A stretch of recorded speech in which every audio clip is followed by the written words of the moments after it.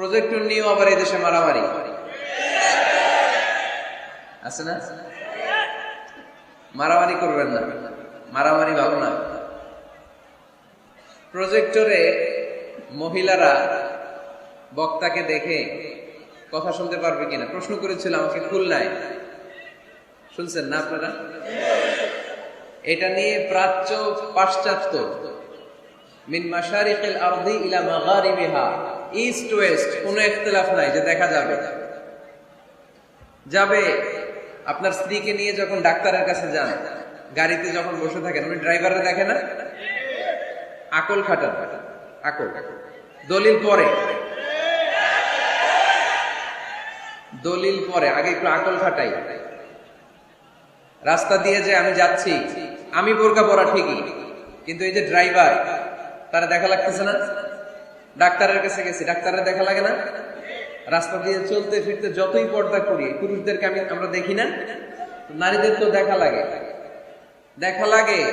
এটা নাজায়েজ নয়, এটা বুঝতে হবে, জানতে হবে। জানার কোনো শেষ নাই, জাননেওয়ালার উপর জাননেওয়ালা আছে। তো এটা নিয়ে আসলে ইখতিলাফের কিছু নাই। ইস্ট ওয়েস্ট, মাশারিকিল আরদি ওয়া মাগারিবিহা, গোটা বিশ্বের সব ফিকহ একাডেমি খোঁজ নিয়ে দেখেন, এটা জায়েজ। আল্লাহ রাসূল সাল্লাল্লাহু আলাইহি ওয়াসাল্লাম আম্মা জান আয়েশা রাদিয়াল্লাহু তাআলা আনহাকে ঈদের দিন হাবাশি সাহাবীদের খেলা দেখিয়েছেন। খেলা, হাবাশি সাহাবারা মসজিদে নববীর পাশে, সহিহ বুখারীর বর্ণনা, তীর ধনুক দিয়ে খেলাধুলা করত। আম্মা জান আয়েশা দেখতে চাইলেন, আল্লাহর হাবিব সাল্লাল্লাহু আলাইহি ওয়াসাল্লাম এটা বুঝতে পারলেন, জিজ্ঞেস করলেন তাশতাহিন তানজুরিন, বুখারীর বর্ণনা, তাশতাহিন তানজুরিন, আয়েশা তুমি কি দেখতে চাও? আম্মাজান বললেন হ্যাঁ আমি দেখতে চাই। আল্লাহর হাবিব সাল্লাল্লাহু আলাইহি ওয়াসাল্লাম আম্মাজান আয়েশাকে পিছনে দাঁড় করালেন। তিনি বর্ণনা করলেন আকামানি ওয়ারাআহু, আমার পিছনে পিছনে আমাকে তিনি দাঁড় করালেন। খাদ্দি মা খাদ্দি, আমার গাল রাসূলের গালের সাথে লেগে গেল। আমি প্রাণ ভরে হাবাশি সাহাবাদের খেলা দেখলাম সরাসরি। তো সরাসরি যদি পুরুষকে দেখতে পারেন আম্মাজান আয়েশা রাদিয়াল্লাহু তাআলা আনহা, এটা কি টিভির পর্দায় দেখা যাবে না? দেখা যাবে না? যাবে। দীর্ঘক্ষণ দেখার পরে আম্মাজান আয়েশা বললেন হাত্তা মালিলতু, আমি ক্লান্ত হয়ে গেলাম, অনেকক্ষণ দেখলাম। আল্লাহ রাসূল সাল্লাল্লাহু আলাইহি ওয়াসাল্লাম বললেন আয়েশা পরিপূর্ণ হয়েছে, তুমি কি তৃপ্তি সহকারে খেলা উপভোগ করেছো, ইথিওপিয়ান সাহাবীদের খেলা? আম্মাজান বললেন হ্যাঁ, আমি প্রাণ ভরে দেখেছি। আল্লাহর হাবিব সাল্লাল্লাহু আলাইহি ওয়াসাল্লাম বললেন ঠিক আছে আয়েশা, এখন তুমি চলে যাও। সুবহানাল্লাহ বলেন। সহিহ বুখারীতে আছে, যুদ্ধে যুদ্ধে নারীরা অংশগ্রহণ করতেন। স্ট্রেচারে করে অসুস্থ সাহাবাদেরকে টেনে এনে ওনারা সেবা করতেন। সেবা করার সময় চোখে গামছা বেঁধে রাখতেন, তাই না? ওনারা যখন অসুস্থ আহত সাহাবাদের চিকিৎসা করতেন, চোখে গামছা বেঁধে রাখতেন না? দেখতেন, দেখা যায়, প্রয়োজনে দেখা যায়। এই মাসালা ক্লিয়ার, গোটা বিশ্বের সব ওলামারা একমত। এরপর খুলনায় আরেকটা প্রশ্ন করেছিল নারীদের পর্দা নিয়ে, আপনারা ইতিমধ্যে দেখেছেন বোধহয় না?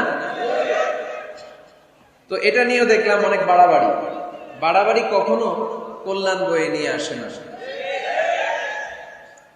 নারীরা কতটুকু পর্দা করবে, কতটুকু পর্দার হুকুম কি, সেখানে আমি বলেছি পর্দা করা ফরজ। এই পর্দা আপনার অধিকার, এটা আপনার আভিজাত্যের প্রতীক, আপনার রুচির প্রতীক। এটা বলে কতটুকু পর্দা, সেক্ষেত্রে আমি দুইটা মত উল্লেখ করেছিলাম, দুইটা মত উল্লেখ করেছি। মত নাম্বার 1, সারা শরীর ঢেকে রাখবে, ফেসটা খোলা রাখবে, হাত খোলা রাখবে, এটা একটা মত। আরেকটা মত সব ঢেকে রাখতে হবে, শুধু চোখ খোলা, তাই না? দুইটা মত উল্লেখ করে আমি বলেছিলাম যে এটা হচ্ছে রুখসাত আর এটা হচ্ছে আজিমাত। আমি এও বলেছি যে এর চেয়ে শ্রেষ্ঠ পর্দার হতে পারে না, শুধু চোখ খোলা, সব ঢেকে রাখতে হবে, এটা শ্রেষ্ঠ পর্দা, এর চেয়ে ভালো পর্দা হতে পারে না। আমি নিজেও সাজেস্ট করি এটা, যে শুধু চোখ খোলা থাকবে। আবার ওই প্রশ্নের উত্তরে এও বলেছি চেহারা হচ্ছে সৌন্দর্যের রাজধানী, চেহারাই যদি দেখা হয়ে যায় তো সব দেখা হয়ে যায়, এজন্য এটা আমি সাজেস্ট করেছি।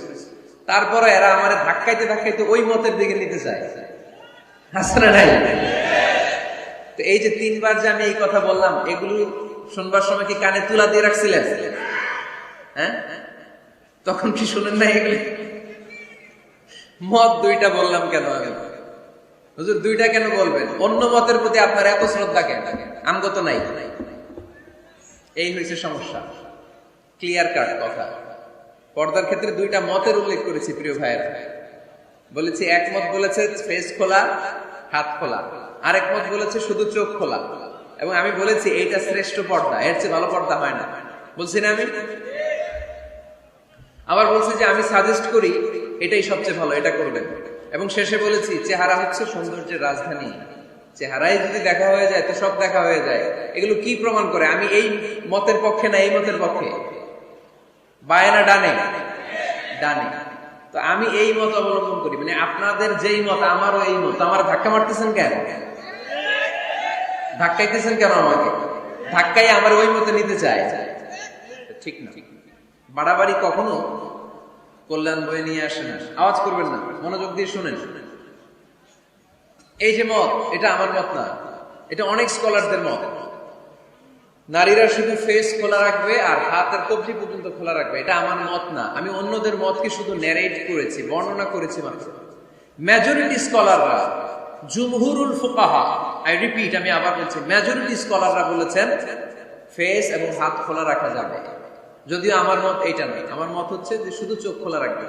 মেজরিটি স্কলার, রাইসুল মুফাসসিরিন আব্দুল্লাহ ইবনে আব্বাস রাদিয়াল্লাহু তাআলা আনহুমা, যার ব্যাপারে আল্লাহ হাবিব সাল্লাল্লাহু আলাইহি ওয়াসাল্লাম দোয়া করেছেন, আল্লাহুম্মা ফাক্কিহহু ফিদ-দীন ওয়া আল্লিমহু তা'বীল, আল্লাহ তাকে আপনি দ্বীনের জ্ঞান শিক্ষা দেন, কোরআনের তাফসীর শিক্ষা দেন। ওনার মতও ছিল কোরআনের এই তাফসীরে, আয়াতের তাফসীর, যে ইল্লা মা যাহারা মিনহা, নারীদের যতটুকু প্রকাশ হয়ে যায় সেক্ষেত্রে আল্লাহ ক্ষমা করবেন। এই যাহারা মিনহার তাফসীর উনি করেছেন আব্দুল্লাহ ইবনে আব্বাস, যে ফেস, আল ওয়াজহু ওয়াল কাফফান, চেহারা এবং হাত খোলা রাখা যাবে। আমার তাফসীর না, আব্দুল্লাহ ইবনে আব্বাসের তাফসীর, আনাস রাদিয়াল্লাহু তাআলা আনহুর তাফসীর। ইমাম আল কুরতুবীর তাফসীরে উনি এই মত এনেছেন, ইমাম ইবনে কাসীর এই মত এনেছেন। সবচেয়ে মজার ব্যাপার হচ্ছে ইমাম আবু হানিফারও এই মত। সুবহানাল্লাহ পড়বেন না? ইমাম আবু হানিফা আলাইহি রাহমা, উনারও এই মত যে নারীদের চেহারা এবং হাত এটা আওরাত নয়, এটা আওরাত নয়। আপনি আল আজহার ইউনিভার্সিটির ফিক একাডেমির খোঁজ খবর নেন, কিবারু লাজনাতু কিবারিল উলামা, উনাদের ফতোয়া বোর্ডের রায় হচ্ছে নারীদের এই ফেস আর হাত নারীরা খোলা রাখতে পারবে। মিশরের যে ন্যাশনাল ফতোয়া বোর্ড, তাদেরও একই ফতোয়া। তো উনাদেরকে গোমরা বলেন না কেন? গোমরার ফতোয়া শুধু মিজানুর রহমান আজহারের জন্য? উনাদেরকে গোমরা বলেন না কেন?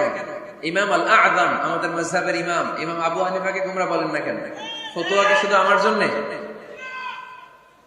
ইমাম আবু হানিফা কেন এই মত নিয়েছেন? উনারও দলিল আছে, আমি জাস্ট মতের উল্লেখ করেছি। এটা জায়েজ কেন? কারণ একদল স্কলার এটাকে জায়েজ বলেছেন, তাদেরও দলিল আছে, এই জন্য জায়েজ। বাট আমার মত তো এটা, আমার মত তো এটা। ভিন্ন মতকে শ্রদ্ধা করতে শিখুন। ইমাম আল আযম কিসের ভিত্তিতে বলেছেন যে ফেস খোলা রাখা যাবে? আমি সতরের ওয়াজ করতেছি না, সতর না, আওরাত নিয়ে কথা বলতেছি। ইমাম আল আযম বলেছেন নারীদের চেহারা আর হাতের কবজি পর্যন্ত এটা আওরাত নয়। উনি দলিল নিয়েছেন সুনানে আবু দাউদের হাদিস। হঠাৎ একবার আল্লাহ রাসূল সাল্লাল্লাহু আলাইহি ওয়াসাল্লামের ঘরে, আম্মা জান আয়েশার ঘরে আসমা বিনতে আবি বকর রাদিয়াল্লাহু তাআলা আনহা চলে আসেন। আল্লাহ রাসূল সাল্লাল্লাহু আলাইহি ওয়াসাল্লামের শালিকা, পাতলা কাপড় পরে, যে কাপড়ে হাত দেখা যায়, শরীর দেখা যায়। আল্লাহ রাসূল সাল্লাল্লাহু আলাইহি ওয়াসাল্লাম চেহারাটা ঘুরিয়ে নিলেন, রেগে গেলেন এবং বললেন, আসমা তুমি এখন বড় হয়েছো, তুমি এখন বড় হয়েছো, ছোট্টটি নেই। নারীরা যখন সাবালিকা হয় তখন এতটুকু আর এতটুকু ছাড়া পুরো দেহকে ঢেকে রাখতে হয়। সুবহানাল্লাহ বলবেন না? ইমাম আল আযম আবু হানিফা এই হাদিস থেকে দলিল নিয়েছেন। আরো দলিল আছে, সহিহ মুসলিম হাদিসের বর্ণনাকারী জাবির ইবনে আব্দুল্লাহ রাদিয়াল্লাহু তাআলা আনহু, ঈদের দিনে আল্লাহ রাসূল সাল্লাল্লাহু আলাইহি ওয়াসাল্লাম ঈদের সালাত পড়লেন আযান একামত ছাড়া।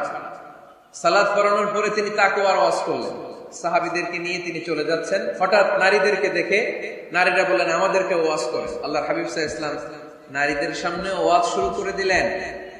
হাদিসের বর্ণনাকারী জাবির ইবনে আব্দুল্লাহ, উনি বললেন, নারীদেরকে নিয়ে যখন আল্লাহ রাসূল সাল্লাল্লাহু আলাইহি ওয়াসাল্লাম ওয়াজ করতেছিলেন, আল্লাহ রাসূল যে ওয়াজটা সবচেয়ে গুরুত্ব দিলেন, আল্লাহর হাবিব সাল্লাল্লাহু আলাইহি ওয়াসাল্লাম বললেন, তাসাদ্দাকনা, নারীরা তোমরা সদকা করো, দান খয়রাত করো, কারণ আমি দেখেছি তোমরাই বেশিরভাগ হবে জাহান্নামের লাকড়ি, তোমরাই বেশিরভাগ জাহান্নামের লাকড়ি হবে। এই কথা শুনে ফাকামাত ইমরাআতুন মিন ওয়াসাতিহিন, এক নারী দাঁড়ালো, নারীদের মাঝখান থেকে এক নারী দাঁড়িয়ে হাত তুলল। জাবির ইবনে আব্দুল্লাহ বলেন, নারীটি যখন দাঁড়ালো আমি দেখলাম সুফাআউল খাদ্দাইন, এই নারীর গালের মধ্যে ফুটফুট কালো দাগ। গালের মধ্যে কি? কালো দাগ। তো ওনার চেহারা যদি খোলা না থাকতো গালের কালো দাগ দেখা যেত? কথা বলেন না কেন? এই দলিলগুলোর আলোকে ইমাম আল আযম আবু হানিফা রাহিমাহুল্লাহ উনি মত প্রকাশ করেছেন জরুরি প্রয়োজনে এই ফেস খোলা রাখা যায়। সহিহ বুখারীর আরেকটা হাদিস শুনেন, বর্ণনাকারী আব্দুল্লাহ ইবনে আব্বাস রাদিয়াল্লাহু তাআলা। হজের দিন আল্লাহ রাসূল সাল্লাল্লাহু আলাইহি সাল্লাম উটের উপরে বসা, পেছনে চাচাতো ভাই ফদল ইবনে আব্বাস। ইয়ামুন নাহারে এক নারী আসলেন, সুন্দরী নারী, রূপবতী, অসাধারণ সুন্দরী নারী। এসে বললেন, ইয়া রাসূলুল্লাহ, আমার একটা প্রশ্ন আছে। এই নারী এতই সুন্দরী ছিল, ফদল ইবনে আব্বাস বারবার নারীর দিকে তাকাতে লাগলেন। আল্লাহর হাবিব সাল্লাল্লাহু আলাইহি ওয়াসাল্লাম, ফদল চেহারাটা ঘোরাও, এরকম বলে ফদলের চেহারা ঘুরাই দিলেন। ফদল আবার তাকালেন। আল্লাহর হাবিব সাল্লাল্লাহু আলাইহি ওয়াসাল্লাম বললেন, ফদল চেহারাটা ঘোরাও। উনি আবার তাকালেন। আল্লাহর হাবিব সাল্লাল্লাহু আলাইহি ওয়াসাল্লাম বললেন, এই ফদল চেহারাটা ঘোরাও। দেখেন, নারীকে একবার বলতেছেন, এই মেয়ে তুমি সুন্দরী নারী, দেখো না ছেলেরা তোমার দিকে তাকায় আছে, চেহারাটা ঢাকো। বলছেন একবার? কথা বলেন না কেন? বলেন নাই, বরং ফদল ইবনে আব্বাসকে চেহারা ঘোরাতে বলেছেন। তার মানে সব দায় দায়িত্ব নারীদের উপর বর্তায় না, পুরুষদেরকে নিজের দায়িত্ব নিতে শিখতে বলেছেন বিশ্বনবী সাল্লাল্লাহু আলাইহি ওয়াসাল্লাম। আমাদেরও দায়িত্ব আছে না নাই? তো এই হাদিসগুলোর আলোকে ইমাম আল আযম উনি মত পোষণ করেছেন যে ফেস খোলা রাখা যাবে। আমার মত না। তার মানে এটাও একটা মত আছে, উনাদেরও দলিল আছে। আমার মত হচ্ছে যে শুধু চোখ খোলা রাখতে হয়, বাকি সব ঢেকে রাখতে হবে। তারপরেও ওনারা আমাকে এই মতের দিকে নিতে চাচ্ছে। আমি তো আসলে দুইটা মত শুধু প্রকাশ করেছি। এই পরিবর্তিত বিশ্ব ব্যবস্থায় নারীদেরকে অনেক জায়গায় যেতে হয়, চিকিৎসার জন্য বেরোতে হয়, শিক্ষকতা করতে হয়। আপনি শুধু আপনার মাদ্রাসার গণ্ডির ভেতরটারই গোটা দুনিয়া ভাববেন না। পেন্টাগনে আমাদের মুসলিম নারীরা চাকরি করে, আমেরিকার মিলিটারি ফোর্সে আমার মুসলিম বোনেরা চাকরি করে, ইংল্যান্ডে, এখানে তো অনেক ইংল্যান্ডের ভাইয়েরা আছে, ওনারা জানবেন, ইংল্যান্ডের পুলিশ সেকশনে আমার মুসলিম বোনেরা চাকরি করে। নানা কারণে ওনাদের পক্ষে ফেস ঢেকে রাখা সম্ভব হয় না, ফলে ওনারা এই মতের আলোকে রুখসাতের উপর আমল করার সুযোগ পায়। ঠিক কিনা? তার মানে এটাও একটা মত আছে, এটাও একটা মত আছে, ওনারা রুখসাতের উপর আমল করে। বাট আমার মত হচ্ছে না, আজিমতটা উত্তম, এটা শ্রেষ্ঠ পর্দা। কারণ চেহারায় যদি দেখে ফেলে সবই দেখে ফেলে। তো আমার মত এইটা, তারপরও আমাকে এই মতের প্রবক্তা বানাতে চায়, এরকম আছে না নাই? বাড়াবাড়ি করবেন না। বাড়াবাড়ি কখনো ভালো ফল বয়ে নিয়ে আসেন, আওয়াজ করে বলতে হবে। ঠিক কিনা?